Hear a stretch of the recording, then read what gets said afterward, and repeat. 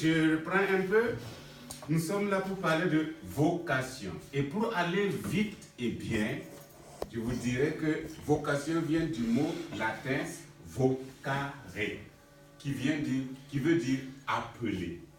Et comme nous sommes des chrétiens, nous pensons que si nous sommes ici sur la terre, c'est Dieu qui nous a mis là et nous a appelés à la vie pour une mission.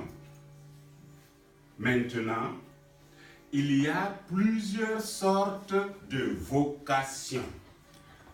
Je vais vous parler de 4 seulement, les vocations fondamentales.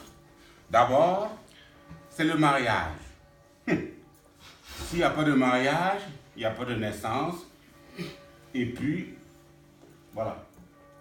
Les êtres humains, ils vont finir par disparaître. Donc, le mariage, je mets ça en premier lieu. Après le mariage, bon, ce qui n'est pas mariage, c'est célibat. Après le mariage, il y a le célibat. Il y en a qui décident de rester célibataires. C'est leur choix. On peut l'appeler célibat consacré. On est célibataire, on se consacre à Dieu pour faire du bien aux autres. On ne se marie pas pour ne pas s'attacher à une femme comme ça ou à un homme. Rester ouvert pour aimer tout le monde. Regardez, les bras du Jésus en croix. C'est comme ça. Moi, j'appelle ça un grand V. Aimer un grand V. Ça embrasse tout le monde. Ça, ce sont des têtes. Il y en a qui sont bien rondes. Voilà, comme ça. Je sais dessiner, vous voyez. C'est ça. Alors, donc, si vous avez un amour à grand V, c'est ce que Jésus nous demande, d'aimer tout le monde. À l'intérieur, tu peux avoir des gens qui ne t'aiment pas. Puis que Jésus nous dit d'aimer même nos ennemis. La vocation d'aimer, c'est difficile. Voilà, c'est difficile. Mais pourquoi Jésus dit cela? Parce que chacun de nous, même celui qui ne m'aime pas, il a été créé à l'image de Dieu. C'est dans la Bible, moi, je trouve ça. Dans la Genèse. Dieu a créé l'homme et la femme à son image. Donc, bon, même si tu ne m'aimes pas, moi, je vais t'aimer parce que tu es image de Dieu. Je t'aime pour ce que tu es, mais je ne te haïs pas pour ce que tu fais. Est-ce que c'est compris? Oui. Voilà, il y a ce que tu es et il y a ce que tu fais. Tu peux faire quelque chose maladroitement et blesser quelqu'un. Mais ce que tu es, fondamentalement, c'est l'image de Dieu. Oh, c'est beau ça. Donc, voilà, il ne dit pas à quelqu'un, oui, tu es vilaine, tu es laide. C'est Dieu qui l'a créé comme ça. Et il a trouvé beau et belle. Donc, même moi, je suis beau. Voilà. Et troisièmement, il y a le mariage, le célibat, et il y a ce qu'on appelle la vie religieuse. Voilà, les sœurs que vous voyez. Et ceux qui sont à la sacristie, ce sont des frères. Ils font des vœux. Donc, c'est leur choix de se consacrer à Dieu pour faire du bien aux autres. La vie consacrée. Et puis, après la vie consacrée. Bon, j'ai laissé le sacerdoce à la fin. Comme je suis prêtre, on va dire que voilà, il parle des prêtres avant les sœurs. Voilà. Et la vie des prêtres. Les prêtres, les sœurs, les religieux, frères, ils ne se marient pas. Mais leur célibat est autre que le célibat des autres. Comme le prêtre, il est célibataire, il a choisi d'être comme ça pour pouvoir être ouvert à tout le monde. La sœur aussi, le frère aussi. Donc, c'est une vocation, c'est un appel. Maintenant, il y a d'autres appels. Bon, je ne vais pas casser, abîmer vos tympans avec ça. Non, sinon, il y a les instituts séculiers, et puis il y a ce qu'on appelle la vie missionnaire, et il y a les communautés religieuses que vous voyez, voilà. Maintenant, chacun de nous est appelé. Et toi, tu es appelé à faire quoi? Je ne sais pas. Ah. Et parmi les premiers appelés, moi, je mets Jésus-Christ. Jésus, ce que Dieu appelle. Parce qu'il est le premier et le dernier. Tu sais, comme vous aimez lire la Bible, dans Hébreu, Hébreu 10, voilà, chapitre 10, là, verset 7. C'est Jésus qui dit, « Me voici, Seigneur, tu m'as appelé. » Donc, c'est pour faire quoi? Pour aimer les gens, les hommes, les femmes, et donner sa vie pour nous sauver. C'est sa mission. Mais voyez que ce qu'il a fait là, c'est bien. Bon, et après Jésus, moi je mets la Vierge Marie. Quand l'ange a parlé, Marie a dit, ah, c'est vrai, moi je ne connais pas d'homme, je suis vierge, mais qu'il me soit fait selon ta parole. Quoi? Et puis, voilà, une fille de 15 ans qui a un esprit ouvert comme ça, ah, il faut le faire. Et après, voilà. Et je mets maintenant les apôtres et chacun de nous. Alors, pour parler de moi, vraiment, par obéissance.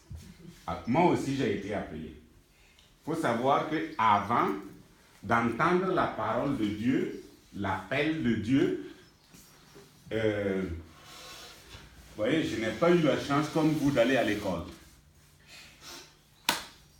Je suis ce qu'on appelle en français facile, c'est-à-dire fondamental, autodidacte. Ou bien c'est français compliqué. C'est français compliqué. Mais autodidacte, c'est celui qui est son propre professeur. C'est lui-même qui s'enseigne. Voilà. Comme depuis l'école primaire jusqu'à... Je n'ai pas eu de maître, je n'ai pas eu de professeur. Je me suis débrouillé moi-même pour parler le français. Et puis, bon, voilà, jusqu'à faire des études supérieures, et puis même voilà, en Europe ici aussi. Alors, comment j'ai entendu la voix? Voilà, moi je suis de la capitale, Ouagadougou, mon pays, Burkina Faso. Et puis je voyais des prêtres en soutane. Il y a un qui m'a impressionné. Et un jour, j'ai dit, mais je vais être comme ça. Et puis il dit, si tu veux être comme ça, il faut faire comme ça. Transpirer. Il faut bosser. Il faut bosser. Il faut même jusqu'à aller décrocher le bac. Et après le bac, tu peux faire 6 ans, 7 ans, 8, 9 ans avant d'être prêt. J'ai dit d'accord. Ben, de toute façon, moi je veux être comme ça. Bon, voilà. J'en ai parlé à mon papa qui dit pas question. Pas chez moi. Ben, comme je suis obéissant, je n'ai plus jamais parlé. Mais c'est là, dans ma tête. Comme le papa ne voulait pas, il a essayé de me marier, de me donner une femme par la force. Et quand j'ai su ça, j'ai fui. Mais ce n'est pas la femme que je fuis, c'est le mariage que je fuis. Mais vous comprenez ça? Voilà. Je suis allé à plus de 1000 km en Côte d'Ivoire. Et là-bas, j'ai commencé par travailler dans les champs. Et puis, je gagnais quoi? Rien. C'était vers les années 70, 1970. Ça fait déjà, voilà. Alors, j'ai fait 3 ans. Je reviens et dit, ah, tu es venu. Il avait préparé une autre femme. C'est pour voir. J'ai dit, mais, attends, Si je veux une femme, c'est moi-même qui choisis. On ne m'impose pas une femme. Et le même jour, je suis retourné en Côte d'Ivoire. Cette fois-ci, je reste là-bas 8 ans. Donc, j'ai fait 11 ans là-bas pour échapper au mariage. Et pendant ce temps, ces 11 ans, j'ai planté du café et du cacao. Hein? Le chocolat que vous aimez ici, là, ça vient de là-bas. Et le café le matin, café au lait.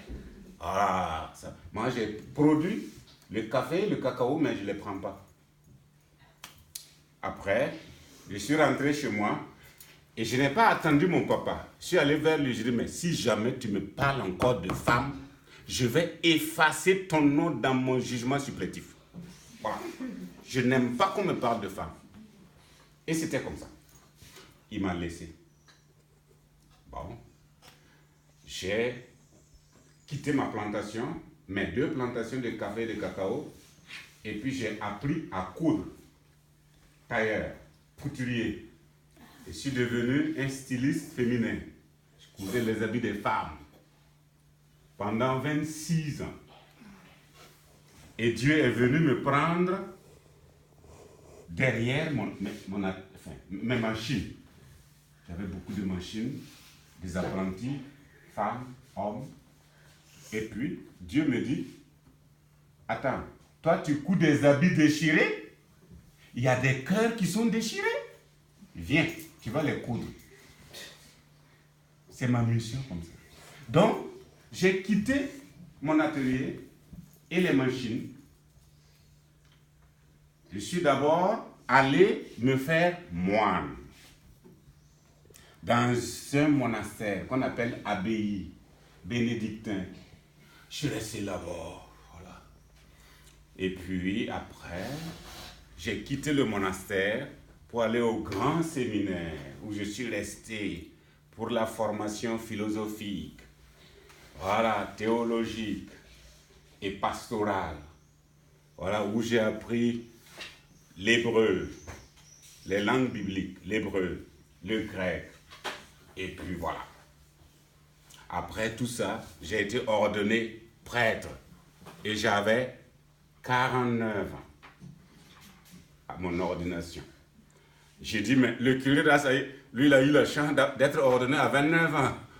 Moi, le pauvre, à 49 ans. Voilà. Et puis, bon, depuis, j'essaye d'aider les gens qui ont les cœurs blessés pour au moins leur apporter un début de remède. Parce qu'il y a des cœurs qui sont blessés. Les gens veulent qu'on les écoute. Comme Jésus qui écoutait les gens et apaisait les gens, consolait les gens. Le rôle du prêtre, c'est ça. Voilà ma vocation. Et depuis que je suis prêtre, ça fait 20 ans. 20 ans, donc j'ai 69 ans, cette année, simplement. Le 2 février, je suis né. Donc le 2 février dernier, j'ai eu 69 ans. Et puis, dans les paroisses, voilà, j'essaie de faire mon travail. Et à Ars, ici, je suis venu pour m'asseoir, écouter les gens, les confesser, célébrer les messes pour les gens, les aider un peu à résoudre les problèmes fondamentaux, c'est-à-dire qui touchent à l'existence. Voilà moi ma vocation. Dit vraiment de façon résumée. Ça veut dire que chacun de vous, chacune de vous a son appel particulier. Alors, quel est toi ton appel? Dieu t'appelle à faire quoi dans la vie? À chacun d'y répondre. Et maintenant, je vous laisse poser des questions. La sœur a dit toutes les questions que vous voulez. Si j'arrive à répondre, voilà. Et si je n'arrive pas, je demanderai pardon parce que je sais que vous êtes clément. Voilà. Ça va? Si ça va, ça va. Si vous dites que ça va, je crois. Alors, je vous écoute. Oui, n'ayez pas peur. Si vous ne posez pas de questions, c'est moi qui vais vous poser des questions. Questions, oui. Il faut combien de temps pour être prête? Voilà, très bien. Et je réponds au fur et à mesure. Par exemple, il faut aller, ici, c'est comme chez nous, CP1, jusqu'à avoir le certificat d'études en fin primaire. En Belgique, on dit fin primaire. Et après, aller au secondaire. Tu vas faire le premier cycle, avoir le BPC. Et le second cycle pour avoir le bac. Après le bac, dans mon pays, c'est 9 ans. Ça fait bac plus 9. Et tu es prêtre. Alors, il faut compter maintenant, voir. C'est plus de 20 ans. Oui. Mais ça veut dire que du coup, vous savez, vous savez lire des langues mortes? Oui, mais normalement, quand on veut être prêtre, il faut étudier les langues bibliques pour ne pas te contenter à prendre une traduction en français, mais il faut être capable d'aller lire et comparer. Est-ce que, vous savez, bon, déjà vous comprenez, traduire, c'est trahir. On n'a pas les mêmes mots. Je vous ai dit ici que, par exemple, défunt en français, ça vient du latin defunctus.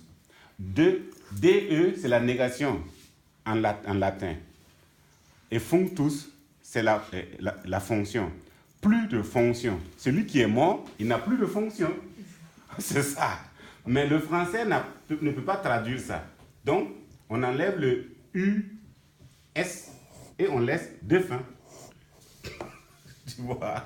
Voilà, donc traduire, c'est trahir. Tu dois être capable de lire en français, de lire en hébreu, de lire en grec, pour voir. Parce que ça a été écrit d'abord en hébreu, en araméen, la langue de Jésus, et traduit en grec. Et puis voilà, et ainsi de suite. Et même dans ma langue, c'est traduit. Alors, mais si tu prends seulement les traductions, tu vas te perdre. Il faut être capable d'aller lire, voilà, d'aller à la source. Vous voyez? Donc, si tu veux être prêt tout de suite, là, et puis Monseigneur, évêque, avoir la calotte. C'est possible, hein? Voilà. Elle avait... Non, c'est bon. Ah, c'est bon, très bien. Voilà. Et ça va? Bon, déjà assez. Ah, voilà. Oui. Dans quelle langue il y a le plus de textes? Bon, ça dépend. Ça dépend, il y a beaucoup de langues dans le monde. Vous savez que le premier livre, si je ne me trompe, tu confirmes ou infirmes, le livre le plus lu au monde, c'est la Bible. Oui. Ouais, c'est la Bible. Mais c'est traduit dans beaucoup de langues. La Bible, déjà. Alors, dans mon pays, le petit pays, Burkina Faso, nous avons 63 langues. Tu vois, ethnies. Alors donc ça c'est traduit en 63. Hein? Parlez le combat. Non, ce combat n'est pas du Burkina. Parce qu'en Belgique, ici, vous parlez français seulement. Hein? Vous ne parlez pas les langues de l'Europe. Excuse-moi. Oui, et l'Europe, c'est plus petit que l'Afrique. L'Afrique est très grande. Voilà, donc, il y avait elle qui avait levé Et le c'est doigt. quelle langue morte qui est la plus importante? Bon, toutes les langues sont importantes puisque tu dois aller lire un texte. Si tu négliges une langue et tu n'arrives pas à lire dans cette langue, tu ne vas pas comprendre. Alors, au grand séminaire, c'était compliqué, hein? C'est ce qu'on appelle ici un casse-tête chinois. Parce qu'on étudie. Vous me voyez, c'est quand j'avais 42 ans que je suis entré au grand séminaire avec des gens qui venaient d'avoir le bac là, 18 ans. 42 et 18. Vous voyez, c'était mes enfants. Donc j'avais des problèmes, il fallait travailler doublement pour, surtout l'hébreu, on écrit de la droite à la gauche, comme ça, Et puis le grec, tout cela, c'est compliqué, mais il le fallait. Voilà, oui. Mais ça veut dire que vous connaissez 63 langues, vu que votre pays a 63 langues? Non, on ne peut pas parler les 62, mais moi je suis, ma langue en tout cas, je peux parler au moins 4 à 5 langues de mon pays. Voilà. Mais pas les 63, c'est pas possible. Et du coup, en tout, vous savez parler combien de livres? De langues? De langue. Bon, en dehors de la langue de mon pays, bon, j'ai mis l'accent sur le français. Parce que mon pays a été colonisé par la France et je ne voudrais pas qu'un Français parle bien français que moi. Parce que je suis né français. Quand moi, je naissais là, ma maman me mettait au monde, mon pays était occupé par la France. Donc, je suis de naissance français. Voilà, 10 ans après, nous avons eu l'indépendance. Donc, je suis français de naissance. Alors, en tant que français, j'ai chanté la Marseillaise avant l'indépendance de mon pays. Et puis, on nous apprenait que nos ancêtres étaient les Gaulois. Voilà, donc, j'ai mis l'accent sur le français.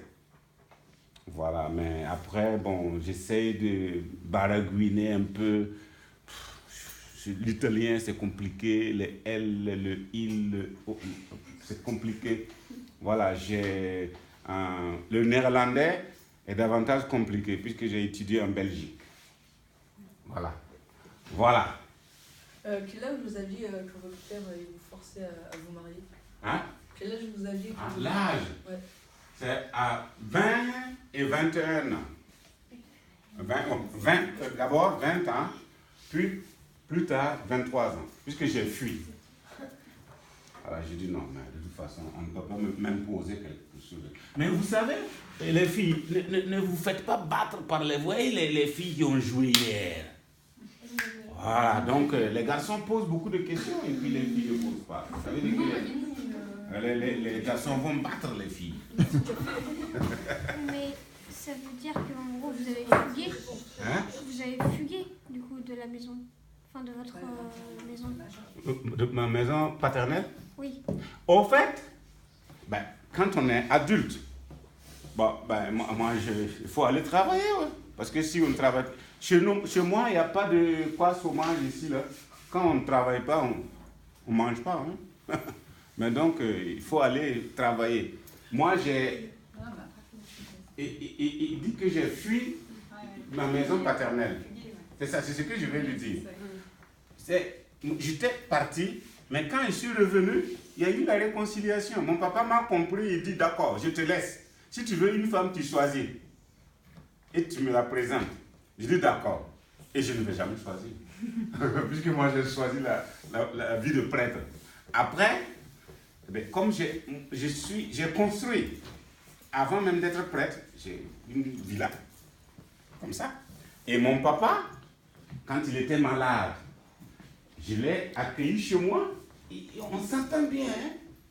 Hein? Et puis il est resté chez moi. Il est mort à 101 ans chez moi. Et ma maman est chez moi depuis 1982. Ça fait 37 ans que ma maman vit chez moi. Et elle a 102 ans cette année. Et j'ai pu lui téléphoner sur WhatsApp. Elle ne connaît pas, mais il y a des arrière-petits-fils, petites filles qui sont là. Voilà. Et je vous dis en passant, comme je me suis dit, je choisis la vocation de prêtre, je ne me marie pas, mais ça ne veut pas dire que je déteste ou je n'aime pas les femmes. C'est pas comme ça. Non, c'est pour aimer tout le monde. Et comme je me suis débrouillé moi-même pour être ce que je suis, je me suis dit que ce n'est pas donné à tout le monde. Alors, j'ai créé une association pour recueillir les orphelins et les enfants nécessités. Les enfants dont les parents n'ont pas les moyens de les scolariser. Moi, je les accueille chez moi. J'ai transformé ma maison en orphelinat. Et il y en a 25. Le plus jeune est au CP2, qui a 7 ans. Et celle qui est un peu âgée soutient en juillet son master 2 en finance comptabilité. Ah ouais. Ouais. Voilà.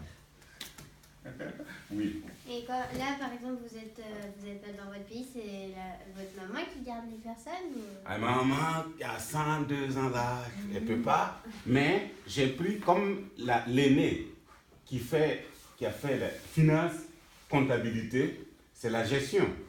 Je lui ai laissé la gestion et quand elle ne comprend pas, elle m'appelle et j'explique. Donc c'est elle qui gère. Du coup, ouais. Et quand vous êtes devenu prêtre, est-ce que vous êtes retourné voir vos parents ou pas? Oui, je suis avec eux. Bon, il n'y a pas de problème.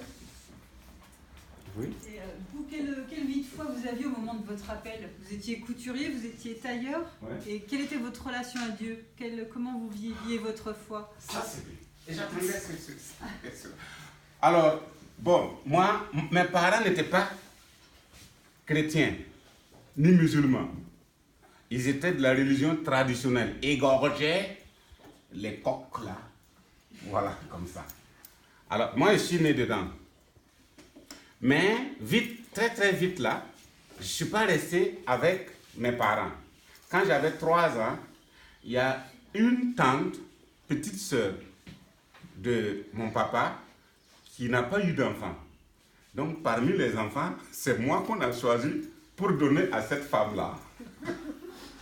Quand j'avais 3 ans, malheureusement, elle ne m'a pas bien accueilli. Elle m'a fait souffrir. J'ai failli mourir. Donc, on est venu me prendre là-bas. Donc,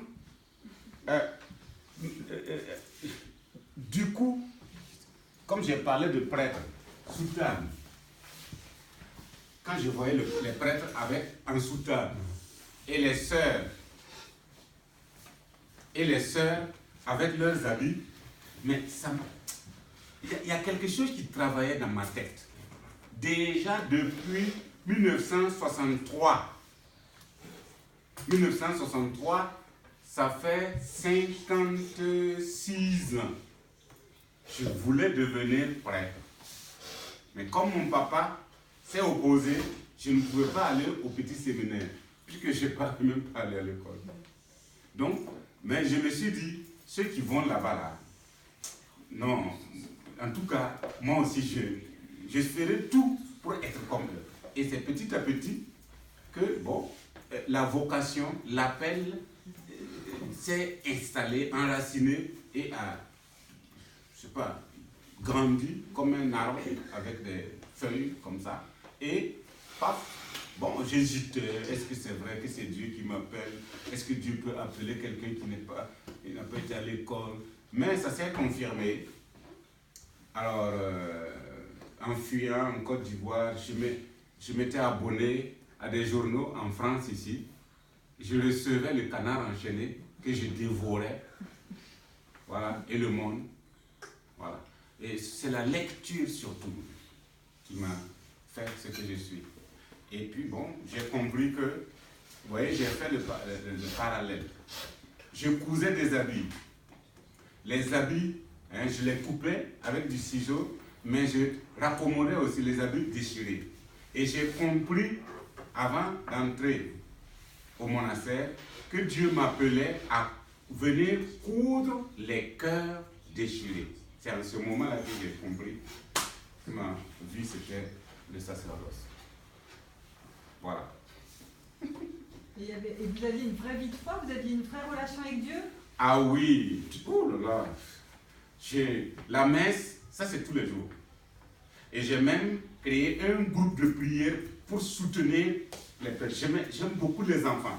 Mais dans votre pays ici, c'est compliqué avec les enfants. Voilà pourquoi je me tiens comme ça. Sinon chez moi, mais si je sors comme ça, soit en soutane ou bien en tenue comme ça, vous allez voir les enfants du quartier là, autour de moi. Comme moi, je suis grand-père de... Je ne connais même pas mes petits-fils, mes petites-filles. Ils sont tellement nombreux. Et les enfants qui m'appellent papa, papa, il y a des femmes qui ont des petits-fils, des hommes qui ont des petits-fils qui m'appellent papa. comme ça. Mais les enfants, j'aime les enfants. J'ai travaillé, la messe, je ne manquais pas. J'ai créé un groupe de prière. Et dans ce groupe de prière, il y a 7 personnes, 7 garçons sont devenus prêtres, sortis de ce groupe. Et 15 filles sont devenues religieuses, sorties de ce groupe.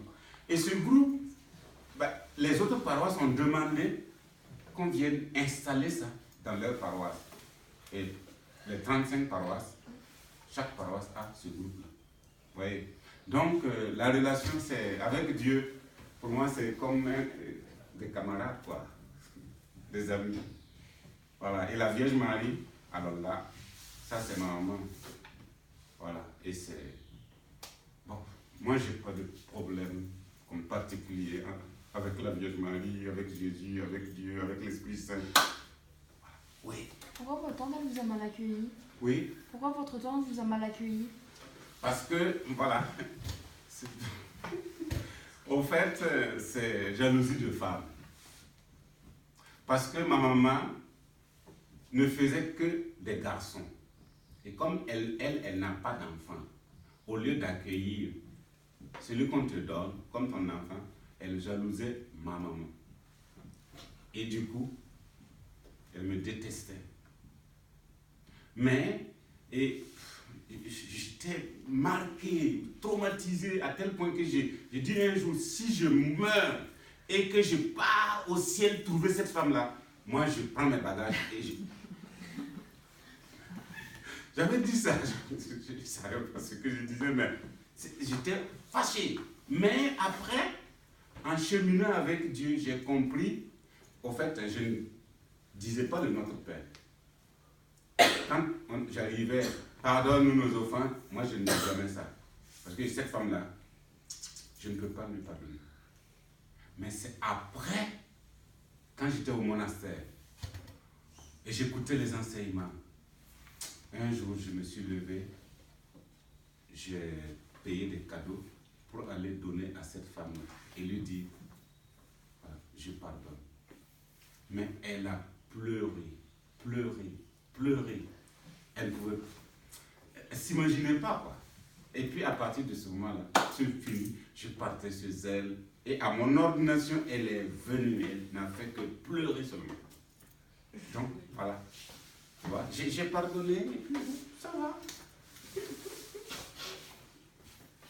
Voilà. Ma maman a eu 13 maternités. Ah ouais. Voilà. Ouais, non? Frères et sœurs. 13. Une équipe de football. Voilà. Et puis, elle a eu 11 garçons d'affilée et 2 filles à la fin. Voilà. Et voilà, pour votre information, mon papa, lui, il a eu 30 enfants. Nous sommes 30. C'est putain. Voilà. Et mais de 4 femmes. Alors, mais finalement, avant la mort de mon papa, 9 ans avant sa mort, il a demandé le baptême. Et c'est moi, l'évêque m'a dit, va. Et je suis allé, je l'ai baptisé. Après, je lui ai dit, papa, toi et maman, vous m'avez enfanté, vous avez enfanté mon corps. Mais aujourd'hui, j'ai enfanté ton âme. Donc, je suis ton papa. Alors, et puis, depuis là, ce temps, il m'a plus appelé par mon prénom. Non. Et il a vécu sa foi comme ça jusqu'à son départ. Oh, c'est merveilleux. Voilà. Alors, chacun de vous aussi est appelé à ça. Bon, Dieu vous trace la ligne et l'Esprit Saint. L'Esprit Saint que nous allons accueillir dès ce soir. L'Esprit Saint a 2 tâches, 2 rôles dans la vie de chacun. Très rapidement. La première tâche, le premier rôle de l'Esprit Saint, c'est de nous aider à faire le vide de notre vie. Le vide. Je prends un exemple. Ou bien je dis la deuxième avant de prendre l'exemple. Et la deuxième, une fois que le vide est fait, l'Esprit nous remplit de Dieu.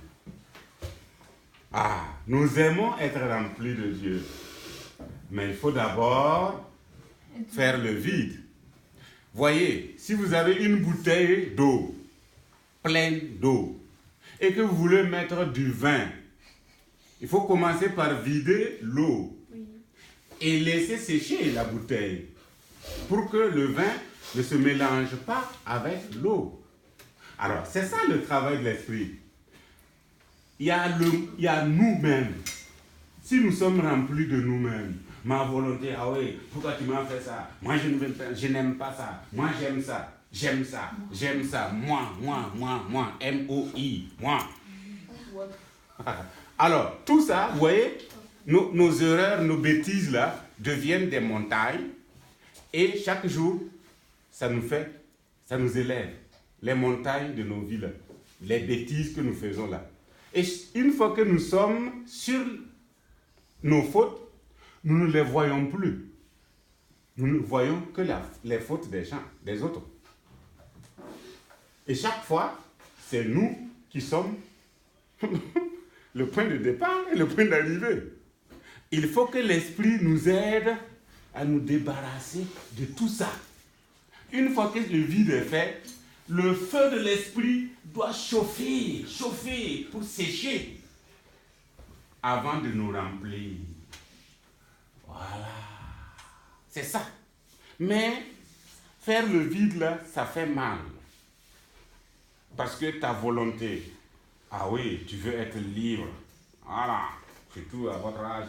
Ah oui, maman, non, papa, non. On veut être libre. C'est bien, la liberté. Mais quand on est libre, on est responsable.